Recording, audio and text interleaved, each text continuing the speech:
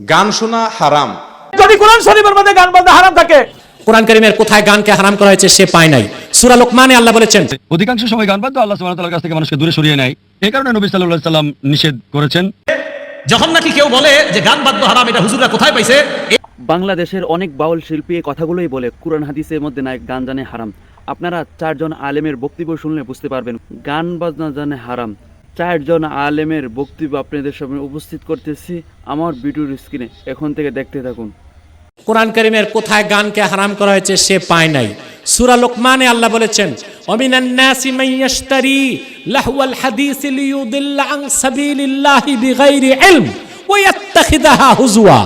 এই আয়াতের ব্যাখ্যায় 27 জন মুফাসসির একমত। আল্লাহ তাআলা লাহওয়াল হাদিস বলতে গান বাদ্যের কথা বলেছেন। অথবা গান বাদ্য হারাম, গান বাদ্য হারাম কোরআন কারীমের সুস্পষ্ট আয়াত দিয়েই প্রমাণিত এবং অসংখ্য সহিহ হাদিস দিয়ে তা প্রমাণিত। গান শোনা হারাম। গান শোনা কি? সূরা লোকমান আয়াত নম্বর 6। এই আয়াতের তাফসিরে অনেক মুফাসসিরগণ লিখেছেন যে এখানে গানের হারাম হওয়ার বিষয়টিকে আল্লাহ তাআলা বুঝিয়েছেন। বিভিন্ন হাদিস থেকে সাহাবায়ে কেরাম বর্ণনা করেছেন গান শোনার বিষয়টিকে হারাম। রাসূল আকরাম সাল্লাল্লাহু আলাইহি ওয়াসাল্লামের এক হাদিসে আসছে তিনি বাদ্যযন্ত্র ভাঙার জন্য আল্লাহ তাআলা তাকে পাঠিয়েছেন, অর্থাৎ এগুলো বন্ধ করার জন্য এসেছেন। মনে রাখবেন, গান এটা মানুষের অন্তরে ঈমানি চেতনাকে নষ্ট করে দেয়। নিয়মিত গান শোনা মানুষকে নিয়মিত মুত্তাকি কোনোদিনই দেখবেন না। এটা দুইটা একসাথ হয় না। যত বেশি মানুষ গান শুনে অন্তর থেকে তাকওয়া আস্তে আস্তে ধুয়ে মুছে শেষ হয়ে যায়। এজন্য গান থেকে বেঁচে থাকতে হবে। অধিকাংশ সময় গান বাদ্য আল্লাহ সুবহানাহু ওয়া তাআলার কাছ থেকে মানুষকে দূরে সরিয়ে নেয়। এই কারণে নবী সাল্লাল্লাহু আলাইহি সাল্লাম নিষেধ করেছেন এবং বলেছেন দব ছাড়া অন্য বাদ্যযন্ত্র ব্যবহার করা যাবে না, কারণ এগুলো মানুষকে আল্লাহ সুবহানাহু ওয়া তাআলার নিকটে না এনে বরং দূরে সরিয়ে নেয়। হাদিস ক্বালা রাসূলুল্লাহ সাল্লাল্লাহু আলাইহি ওয়াসাল্লাম, এই হাদিসের অনুবাদটা মন দিয়ে শুনেন।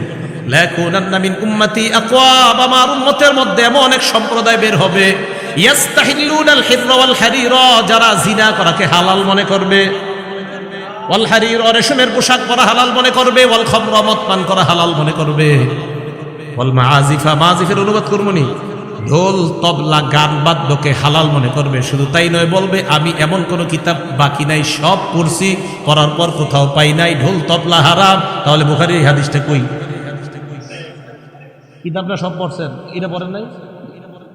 মানে এটা মনে হয় এই জায়গাটা রেখে গেছেন। হ্যাঁ, বুখারী শরীফের 5590 নম্বর হাদিস। বুখারী শরীফ 5590 নম্বর হাদিস বাদ না আছে তো থাকলে এই জায়গাটা গান বাদ্য ঢোল তবলা হারাম, তো সম্ভবত হযরত এই জায়গাটা পড়ে না। হ্যাঁ, তো বলে যে সব পড়ছেন, তো এই জায়গাটা আপনি পড়েন নাই, কি করছে? আচ্ছা, যাই হোক।